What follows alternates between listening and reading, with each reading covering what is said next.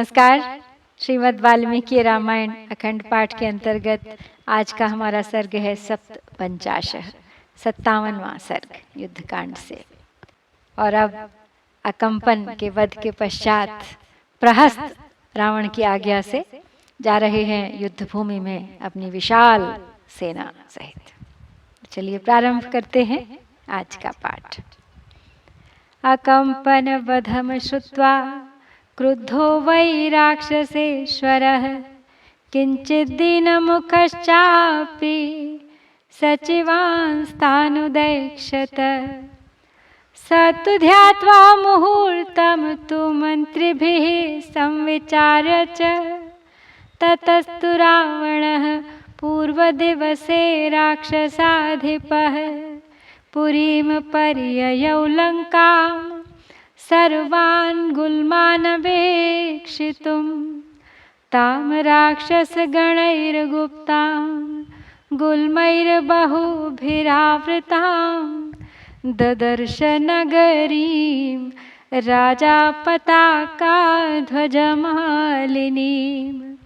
रुद्धां तु नगरीं दृष्ट्वा रावणो राक्षसेश्वरः उवाचात्महितं काले प्रहस्तं युद्धकोविदम्।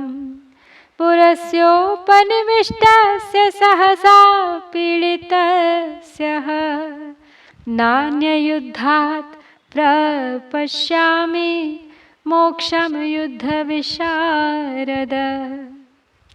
तो अकंपन के वध का समाचार पाकर राक्षस राज रावण को बड़ा क्रोध आया। उसके एक एक करके सब महारथी मारे जा रहे थे। उसके मुख पर कुछ दीनता छा गई और वह मंत्रियों की ओर देखने लगा।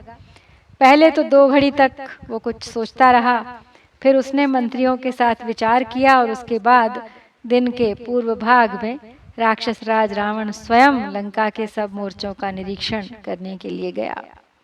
राक्षस गणों से सुरक्षित और बहुत सी छावनियों से घिरी हुई ध्वजा पताकाओं से सुशोभित उस नगरी को राजा रावण ने अच्छी तरह देखा। लंकापुरी चारों ओर से शत्रुओं द्वारा घेर ली गई थी। यह देखकर राक्षस राज रावण ने अपने हितैषी युद्ध कला कोविद प्रहस्त से यह समयोचित बात कही। बोले, हे युद्ध विशारद वीर, नगर के अत्यंत निकट शत्रुओं की सेना छावनी डाले पड़ी है, इसीलिए सारा नगर सहसा व्यथित हो उठा है। अब मैं दूसरे किसी के युद्ध करने से इसका छुटकारा होता नहीं देखता हूँ। अहम वा कुंभकर्णो वा त्वम वा सेनापतिर्मम इंद्रजित् वा निकुंभो वा वहेयुर्भारमीदृशम् स त्वं बलमतः शीघ्रमादाय परिगृह्य च विजयायाभिनिर्याहि यत्र सर्वे वनौकसः निर्याणादेव तूर्णं च चलिता हरिवाहिनी नर्दतां राक्षसेन्द्राणां श्रुत्वा नादं द्रविष्यति। चपलाह्यविनीताश्च चलचित्ताश्च वानराः न सहिष्यन्ति ते नादं सिंहनादम् इव द्विपाः। विद्रुते च बले तस्मिन् रामः सौमित्रिणा सह अवशस्ते निरालम्बः प्रहस्तवशमेष्यति। तो रावण की नजर अब पड़ी है प्रहस्त पर। कहता है कि अब तो इस तरह के युद्ध का भार मैं कुंभकर्ण और मेरे सेनापति तुम बेटा इंद्रजीत अथवा निकुंभ ही उठा सकते हैं। अतः अब तुम शीघ्र ही सेना लेकर विजय के लिए प्रस्थान करो और जहां ये सब वानर जुटे हुए हैं वहां जाओ। तुम्हारे निकलते ही सारी वानर सेना तुरंत विचलित हो उठेगी, हुए राक्षस सिंहनाद सुनकर भाग खड़ी होगी। तो वानर लोग बड़े चंचल, ढीठ और डरपोक होते हैं। जैसे हाथी सिंह की गर्जना नहीं सह सकते, उसी प्रकार वे वानर तुम्हारा सिंहनाद नहीं सह सकेंगे। तो प्रहस्त जब वानर सेना भाग जाएगी तब कोई सहारा न रहने के कारण लक्ष्मण सहित श्री राम विवश होकर तुम्हारे अधीन हो जाएंगे।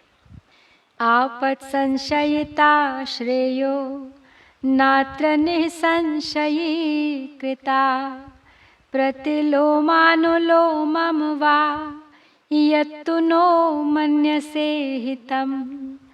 रावणेनैव मुक्तस्तु प्रहस्तो वाहिनीपतिः राक्षसेन्द्रम् उवाचेदं सुरेन्द्रमिवोषणा। राजन् मन्त्रितपूर्वं नः कुशलैः सह मन्त्रिभिः विवादश्चापि नो वृत्तः समवेक्ष्य परस्परम्। प्रदानेन तु सीतायाः श्रेयो व्यवसितं मया अप्रदाने पुनर्युद्धं दृष्टमेव तथैव नः। सोऽहं दानैश्च मानैश्च सततं पूजितः त्वया सान्त्वैश्च विविधैः काले किं न कुर्याम हितं तव। तो प्रहस्त को आगे समझाते हुए कहता है रावण कि युद्ध में मृत्यु संदिग्ध होती है, हो भी सकती है और ना भी हो, किंतु ऐसी मृत्यु ही श्रेष्ठ है। इसके विपरीत जीवन को बिना संशय बिना जोखिम में डाले बिना युद्ध स्थल के जो मृत्यु होती है वह श्रेष्ठ नहीं होती, ऐसा मेरा विचार है। इसके अनुकूल या प्रतिकूल जो कुछ तुम हमारे लिए हितकर समझते हो उसे बताओ। तो रावण के ऐसा कहने पर सेनापति प्रहस्त ने उस राक्षस राज के समक्ष उसी तरह अपना विचार व्यक्त किया जैसे शुक्राचार्य असुर राज बलि को अपनी सलाह दिया करते हैं। उसने कहा, राजन, हम लोगों ने कुशल मंत्रियों के साथ पहले भी इस विषय पर विचार किया है। उन दिनों एक दूसरे के मत की आलोचना करके हम लोगों में विवाद भी खड़ा हो गया था। हम लोग सर्वसम्मति से किसी एक निर्णय पर नहीं पहुंच सके थे। मेरा पहले से ही यह निश्चय रहा है कि सीता जी को लौटा देने से ही हम लोगों का कल्याण होगा और न लौटाने पर युद्ध अवश्य होगा। उस निश्चय के अनुसार ही हमें आज यह युद्ध का संकट दिखाई दिया है, परंतु आपने दान मान और विविध सांत्वनाओं के द्वारा समय समय पर सदा ही मेरा सत्कार किया है।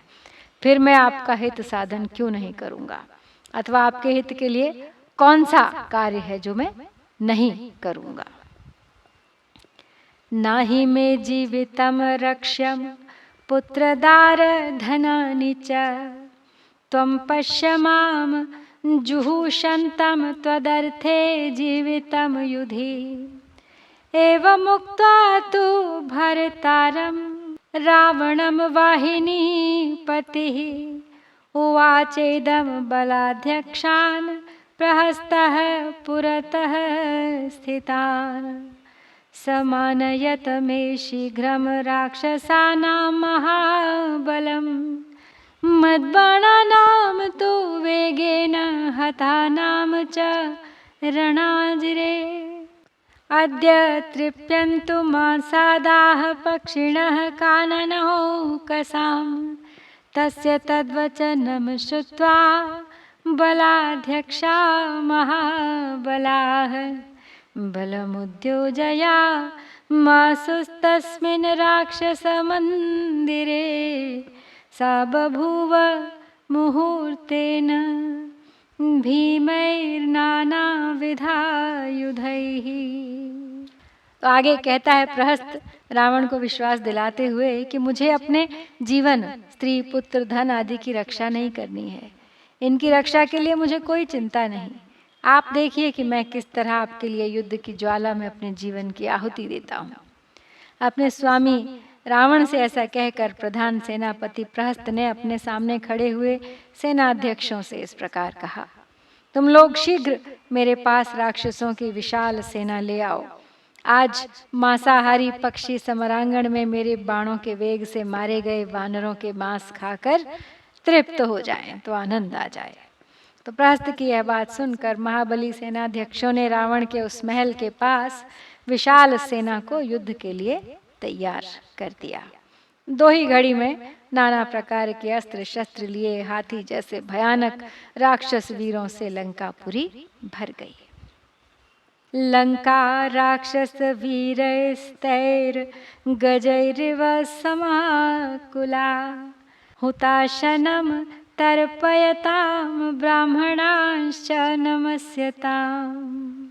आज गंध प्रतिवह सुरभिर्मारुतो ववौ स्रजश्च विविधाकारा जगृहुस्त्वभिमन्त्रिताः संग्रामसज्जाः संहृष्टा धारयन् राक्षसस्तदा सधनुष्काः कवचिनो वेगादाप्लुत्य राक्षसाः रावणं प्रेक्ष्य राजानं प्रहस्तं पर्यवारयन् अथा मन्त्रयतु राजानं भेरीमाहत्य भैरवाम् आरुरोह रथं युक्तः प्रहस्तः सज्जकल्पितं हयैर्महाजवैर्युक्तं सम्यक् सूतं सुसंयतम्।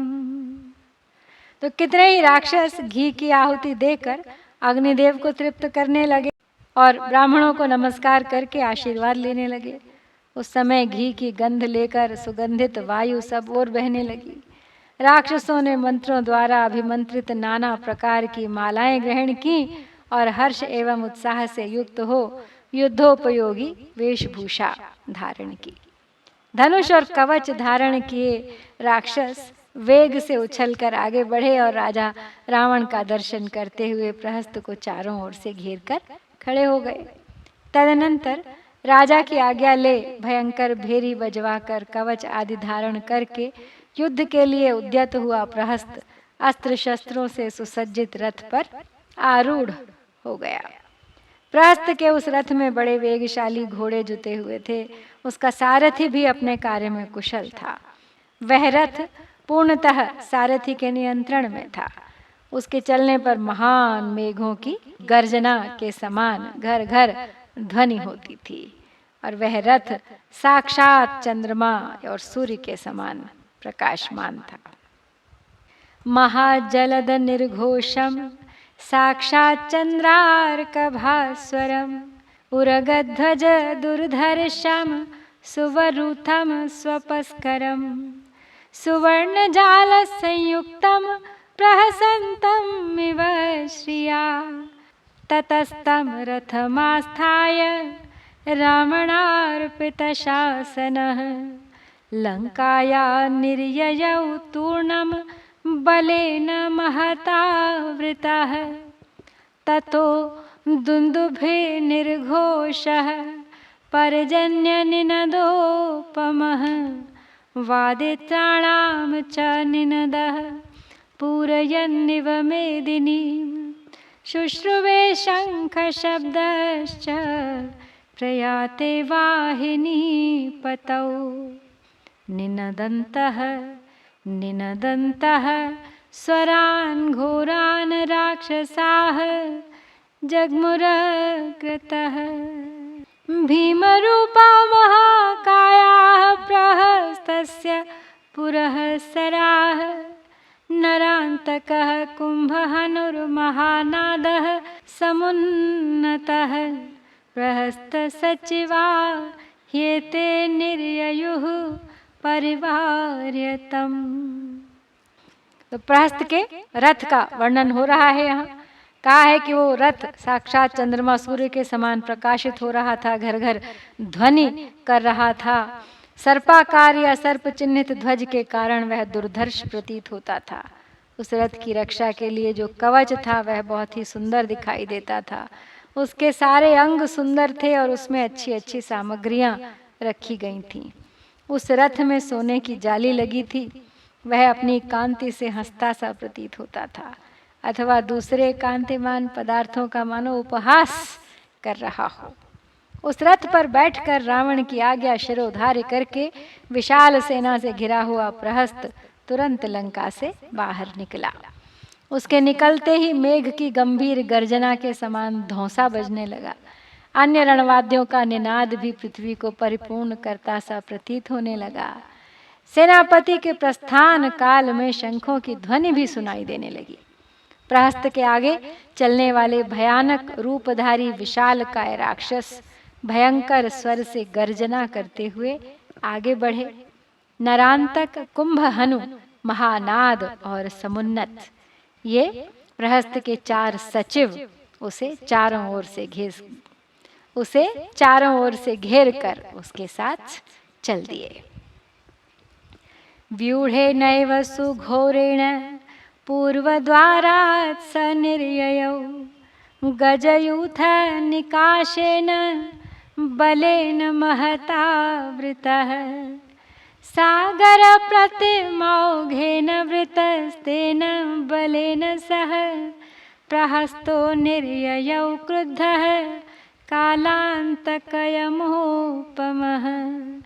तस्य निर्याण घोषेण राक्षसानां च नर्दतां लंकायां सर्वभूतानि विनेदुर्विकृतैः स्वरैः व्यभ्रमाकाशमाविश्य मांसशोणितभोजनाः मण्डलान्यपसव्यानि खगाश्चक्रुरथं प्रति वमन्त्यः पावकज्वालाः शिवा घोराववा शिरे अंतरिक्षात् पपातोल्का वायुश्च परुषं ववौ।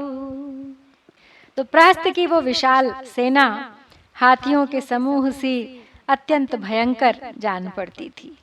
उसकी व्यूह रचना हो चुकी थी। उस व्यूहबद्ध सेना के साथ ही प्रहस्त लंका के पूर्व द्वार से निकला। समुद्र के समान उस अपार सेना के साथ जब प्रहस्त बाहर निकला, उस समय वह क्रोध से भरे हुए प्रलय काल के संहारकारी यमराज के समान जान पड़ता था। उसके प्रस्थान करते समय जो भेरी आदि बाजों और गरजते हुए राक्षसों का गंभीर घोष हुआ, उससे भयभीत हो लंका के सब प्राणी विकृत स्वरों में चीत्कार करने लगे।